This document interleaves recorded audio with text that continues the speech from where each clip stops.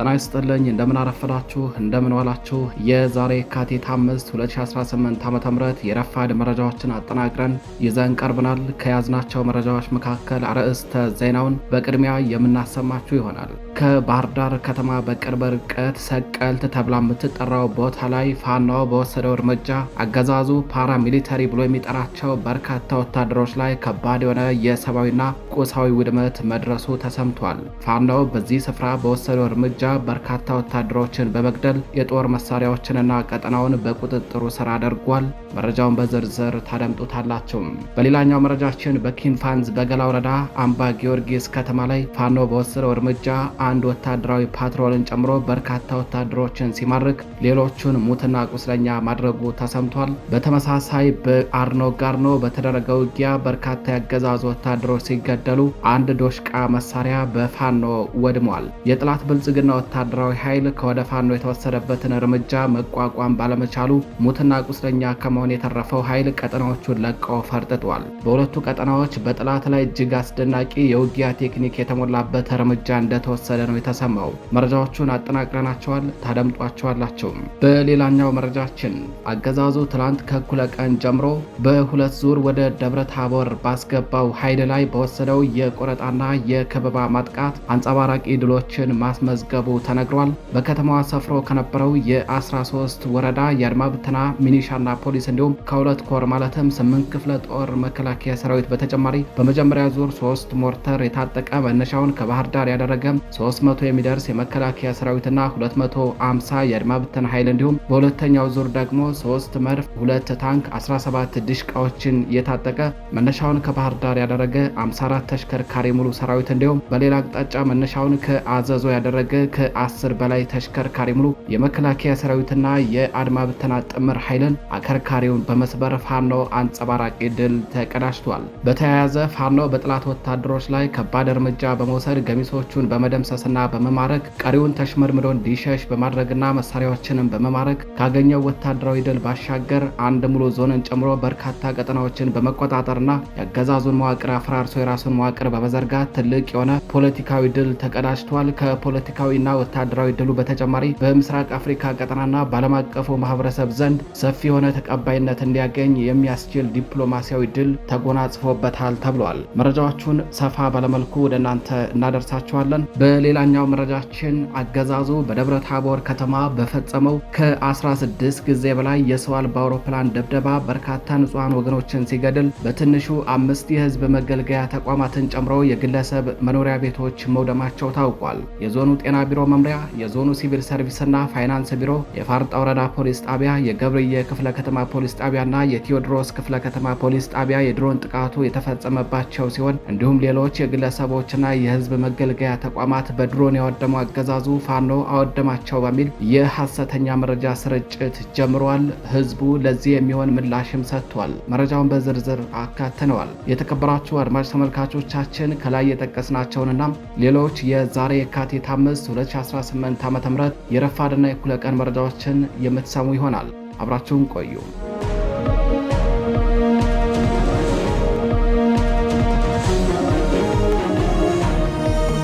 ወደ ቀዳሚው መረጃችን እናልፋለን። በጎንደር አርኖ ጋርኖ በተደረገ ውጊያ በርካታ ያገዛዙ ወታደሮች ሲገደሉ አንድ ዶሽቃ መሳሪያ በፋኖ ወድሟል። የጥላት ብልጽግና ወታደራዊ ኃይል ከወደ ፋኖ የተወሰደበትን እርምጃ መቋቋም ባለመቻሉ ሙትና ቁስለኛ ከመሆን የተረፈው ወታደር አካባቢውን ለቆ ወደ ሌሎች አካባቢዎች ፈርጥቷል። በተመሳሳይ በኪንፋንዝ በገላ ወረዳ አምባ ጊዮርጊስ ከተማ ላይ ትላንት በተወሰደ እርምጃ በርካታ ያገዛዙ ወታደሮች ሲገደሉ በርካቶች ደግሞ ቆስለዋል። በዚህ ውጊያ ያገዛዙ ወታደራዊ አዛዦች ሲንቀሳቀሱባቸው የነበሩ ወታደራዊ ፓትሮሎችም በፋኖ ቁጥጥር ስር ገብተዋል። በአማራ ፋኖ ብሔራዊ ንቅናቄ በላይ ዘለቀ እዝ ጎንደር የበጋሻው ክፍለ ጦር ቴዎድሮስ ብርጌድ ናቸው በዚህ ስፍራ በአገዛዙ ኃይል ላይ እርምጃውን በመውሰድ ድል የተቀዳጁት። በተመሳሳይ በጎንደር አርኖ ጋርኖ በተደረገው ውጊያ በጥላት ላይ አስደናቂ የውጊያ ቴክኒክ በተሞላበት መንገድ ጥቃት በመሰንዘር ድል የተቀዳጁት በአማራ ፋኖ ብሔራዊ ንቅናቄ በላይ ዘለቀ እዝ ዳግማዊ ቴዎድሮስ ኮር ስር ከመብረቅ ክፍለ ጦር የተወጣጡ የፋኖ ሀዶች መሆናቸው ታውቋል። ትላንት የካቲት 4 2018 ዓ.ም በዚያው በአርኖ ጋርኖ ከተማ ላይ ከባድ ትንቅንቅ ተደርጓል።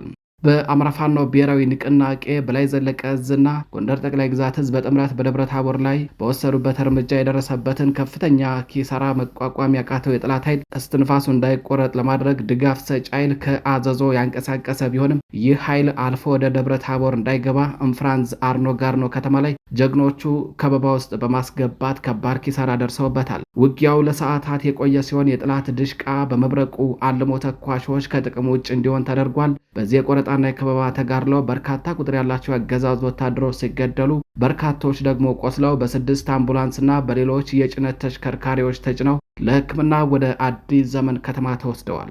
ወደ ሌላኛው መረጃችን አለፍን። ፋኖ አገዛዙ ትላንት ከእኩለ ቀን ጀምሮ በሁለት ዙር ደብረታቦር ከተማ ያስገባው ኃይል ላይ በወሰደው የቆረጣና የከበባ ማጥቃት አንጸባራቂ ድሎችን አስመዝግቧል።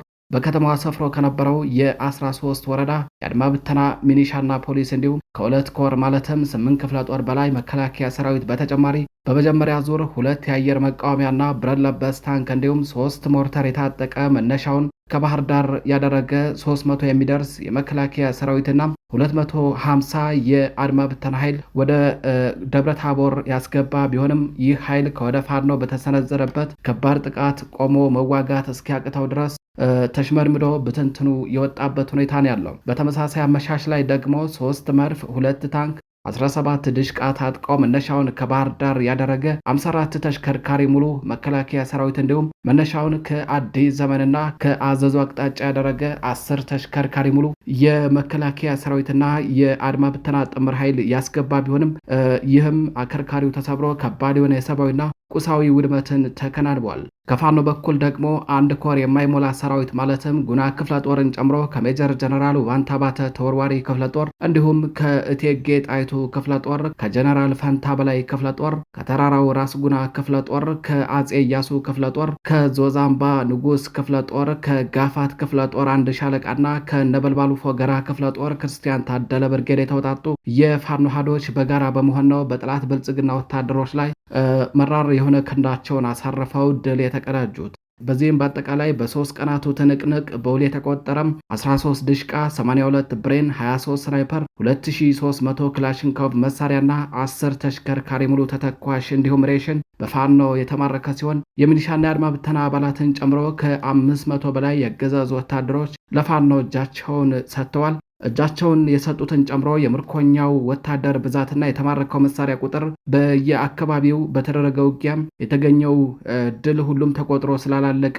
የተጠቀሰው አሃዝ ከዚህም በላይ ሊጨምር እንደሚችል ነው የተጠቆመው። በውጊያው አገዛዙ ከ3 በላይ ድሮኖችን ጨምሮ በመድፎችና የአየር መቃወሚያዎች በቢኤም እና በሞርተሮች የታገዙ በሺዎች የሚቆጠሩ ወታደሮቹን አሰልፈው የተዋጋበትና ይህ ሁሉ ግትልትል ሰራዊት የፋኖን ጥቃት መቋቋም አቅቶት ሺፈሳም አንድ ጎማ አይነፋም የተባለበትን ሽንፈት የተከናነበበት አውደ ውጊያ ነው በጎንደር እየተካሄደ የሚገኘው። ፋኖም በጥላት ወታደሮች ላይ ከባድ እርምጃ በመውሰድ ገሚሶቹን በመደምሰስና በመማረክ ቀሪውን ተሽመድምዶ እንዲሸሽ በማድረግና መሳሪያዎችንም በመማረክ ካገኘው ወታደራዊ ድል ባሻገር አንድ ሙሉ ዞንን ጨምሮ በርካታ ቀጠናዎችን በመቆጣጠርና የአገዛዙን መዋቅር አፈራርሶ የራሱን መዋቅር በመዘርጋት ትልቅ የሆነም ፖለቲካዊ ድል የተቀዳጀበትን ዘመቻ ነው እያካሄደ የሚገኘው። ፋኖ እንዲህ አይነት ዘመቻዎችን በማካሄዱ መሬት ላይ ከሚያገኛቸው ወታደራዊና ፖለቲካዊ ድሎች በተጨማሪ በምስራቅ አፍሪካ ቀጠናና በዓለም አቀፉ ማህበረሰብ ዘንድ ሰፊ የሆነ ተቀባይነትን እንዲያገኝ የሚያስችል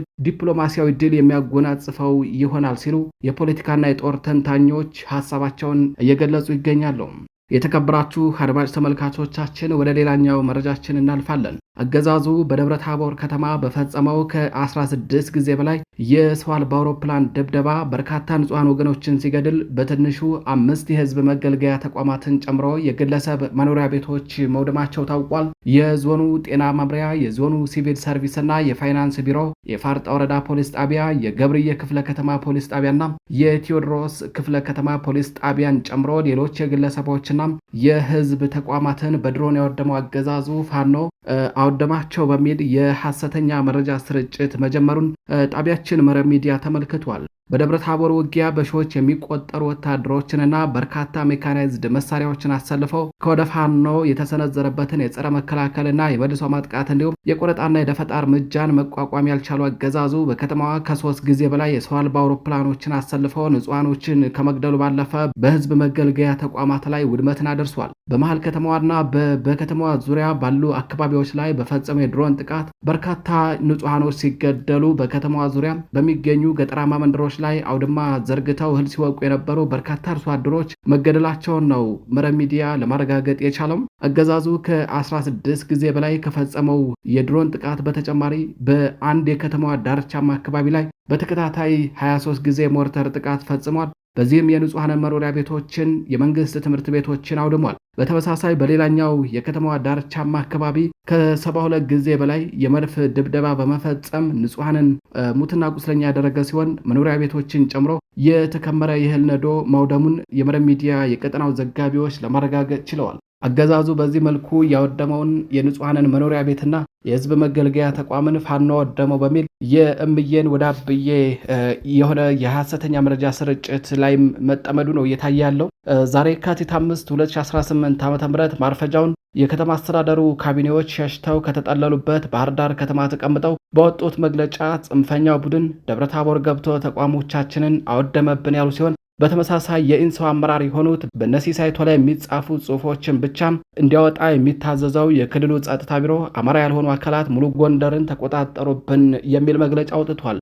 ደብረታቦር ከተማ በመግባት በአገዛዙ ወታደሮች ላይ ጥብቅ እርምጃ የወሰዱት የክቡር ሰማዕቶቹም የአርበኛ አስቻለው ደሴ፣ የአርበኛው ባንታባተና የአርበኛ ከፍ ያለው ደሴ እንዲሁም የሌሎች ሰማዕታት እስትንፋሶች እንዲሁም የአርበኛ ሀብቴ ወልዴ ቀኞችና የአርበኛ ደረጃ በላይ ልጆች መሆናቸውን አይናችን እያየ አማራ ያልሆኑ ጥቃት ፈጸሙብን ለማለት መሞከር አይናችሁን ጨፍኑ ላሙኛችሁ አይነት ጨዋታ ነው። ይልቅ እናንተ አማራ ናችሁ ወይ? ከሆናችሁስ ከተላላኪነት ወጥታችሁ ከወንድሞቻችሁ ጎን በመሰለፍ ራሳችሁን የምታድኑት መቼ ነው? በሚል ህዝቡም ምላሽ እየሰጠ የሚገኝበት ሁኔታ ነው ያለው። የተከበራችሁ አድማጭ ተመልካቾቻችን ወደ ሌላኛው መረጃችን እናልፋለን። ከባህር ዳር በቅርብ ርቀት የምትገኘው ሰቀልት ተብላ የምትጠራው አካባቢ ላይ የነበሩ አገዛዙ ፓራሚሊታሪ ብሎ የሚጠራቸው ወታደሮች ዛሬ ማለዳ ላይ እርምጃ ተወስዶባቸዋል።